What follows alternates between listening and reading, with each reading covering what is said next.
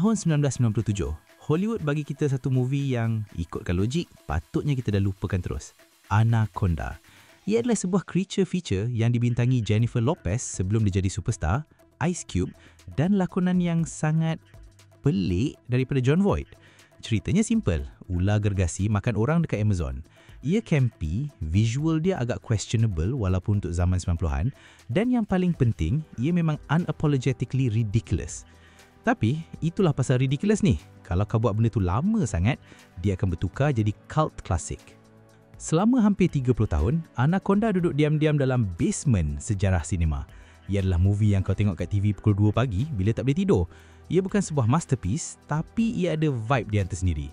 Jadi, bila Sony umumkan reboot tahun 2025 yang dibintangi oleh dua legenda komedi paling bankable dan disukai ramai, Jack Black dan Paul Rudd, internet bukan setakat perasan, internet terus meletup.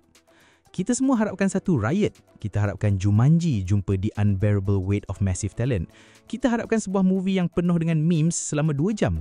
Tapi, bila movie ni keluar, apa yang kita dapat bukan sekadar komedi. Ia sesuatu yang jauh lebih confusing, lebih divisive dan bergantung kepada siapa yang kau tanya, ia sebenarnya agak membosankan. Untuk faham kenapa movie ni tengah pecah belahkan komuniti filem sekarang, kita kena tengok satu perangkap yang Hollywood selalu terkena. Perangkap meta-narrative. Before aku continue, please like the video and subscribe the channel. Okay, back to Anaconda. Kalau kita tengok filem ni punya premise, ini bukan remake dalam maksud tradisional. Ia adalah sebuah movie within a movie. Jack Black pegang watak Doug, seorang videographer kenduri kahwin yang ada impian nak buat real cinema. Paul Rudd pula watak Griff, seorang pelakon yang career dia dah stuck sampai tahap dia cuma mampu buat iklan mesin rumput untuk TV lokal. Mereka berdua ni kawan baik dari kecil yang kongsi satu minat iaitu filmmaking. Dan apabila dapat opportunity untuk buat remake Anaconda, both of them ambil keputusan untuk buat kerja gila. Mereka ambil duit simpanan seumur hidup, terbang ke Amazon dan buat remake bajet rendah untuk movie Anaconda. Untuk 20 minit pertama, movie ni rasa smooth.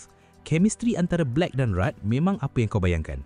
Ia kelakar, penuh dengan improv dan memang funny tengok dua lelaki tengah umur ni struggle dengan kamera murah dalam hutan Amazon. Ia rasa macam versi komedi untuk filem Fitzcarraldo. Tapi, masuk je minit 30, movie ni buat sesuatu yang kebanyakan komedi moden takut nak buat. Ia berhenti buat lawak. Di sinilah movie ni buat satu hard left turn ke kawasan yang tak ada siapa sangka. Kau expect ular tu akan jadi bintang utama. Kau expect creature feature. Tapi dalam Anaconda 2025, ular tu macam afterthought saja. Fokus sebenar movie ni, realiti pahit menjadi seorang artis yang gagal. Ia nak kita ambil serius tentang watak Doug dan Rudd. Paul Rudd tak berlakon sebagai karikatur pelakon gagal. Ia berlakon sebagai seorang lelaki yang tengah meratapi potensi dirinya sendiri yang dah hilang. Biasanya dalam movie macam ni, struggle watak tu adalah bahan lawak.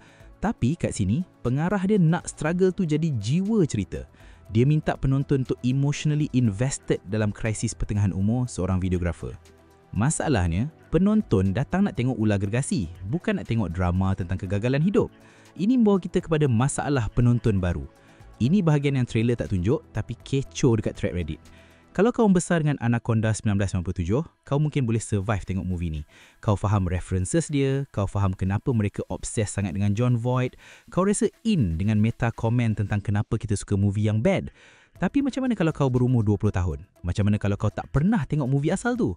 Macam mana kalau kau pergi sinema semata-mata sebab kau suka mamat yang berlakon Ant-Man tu? Bagi audiens macam tu, Anaconda 2025 ni honestly sangat membosankan. Sebab movie ni tak cukup over the top untuk jadi sebuah komedi klasik. Ia terlalu sibuk nak jadi sebuah character study yang serius. Disebabkan ia enggan nak jadi ridiculous sepenuhnya, banyak bahagian dalam movie ni rasa macam spinning their wheels. Jadi, kenapa movie ni dikira hit?